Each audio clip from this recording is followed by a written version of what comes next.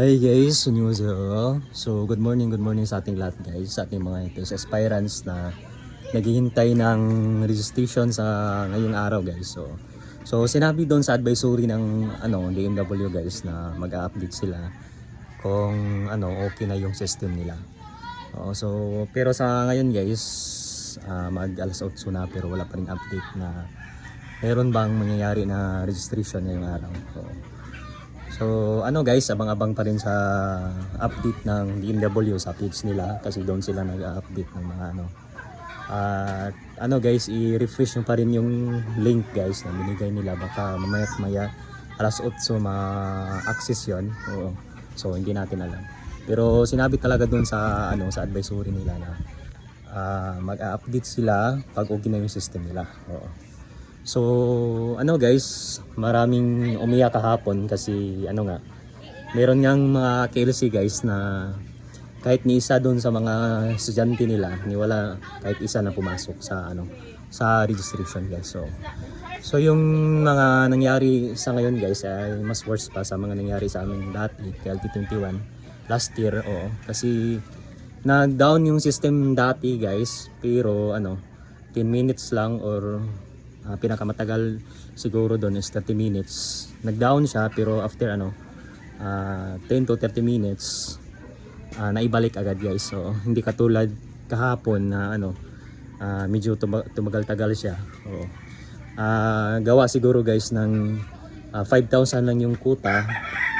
Siguro 5,500 lang yung nakasit doon sa system nila, pero maraming nag-register, maraming pumapasok. Kaya ayun, nag-down agad yung system nila. So sa amin dati guys, experience ko yan, biglang nag-down yung system nila, nag-error, hindi na ma-access. Hindi ako naka-register, pero after guys, after 10 minutes, bumalik agad. So ayun, nung bumalik na, doon ako nakapag-register. So abang-abang pa rin guys sa sa update ng BMW sa page nila. Saka sa lahat ng mga marami kasi nagsasabi guys na mayroong nakapasok, pero konti lang daw. So mas marami pa rin daw yung mga hindi nakapasok.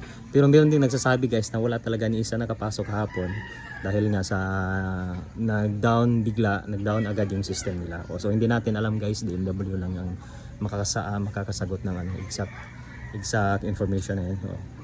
So guys, sa mga hindi nakapag-register kahapon, sa mga sumusubok na makapasok, meron pa kayong chance guys kasi hindi pa naman close yung system. Ibig sabihin nun, hindi pa na-hit yung kuta ng 7,500 guys.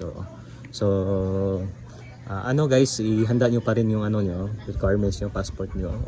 So sa mga may na kahapon, may experience na hindi maklik yung city, hindi tatanggapin yung picture na grid siya.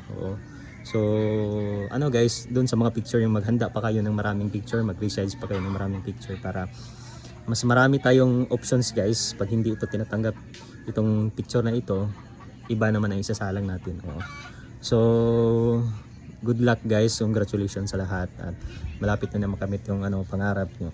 So lahat ng naranasan nyo guys ay naranasan din namin yan dati nung kami nag-exam, nung kami nag-register din. So wag mawala ng pag-asa guys, laban pa rin. At pinaka-importante sa lahat guys, malakas yung signal nyo. Baka sakali may balik yung link ngayon, so malakas yung signal nyo, mas madali kayo makapasok guys. So laging tandaan guys na 7,500 lang yung quota. Doon sa unang advisory nila na pag mahit na yung 7,500, automatic nag-close yung system.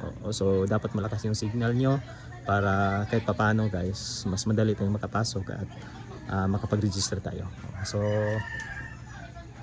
guys, good luck sa lahat at congratulations. Ayun lang, fighting. Annyeonghaseyo.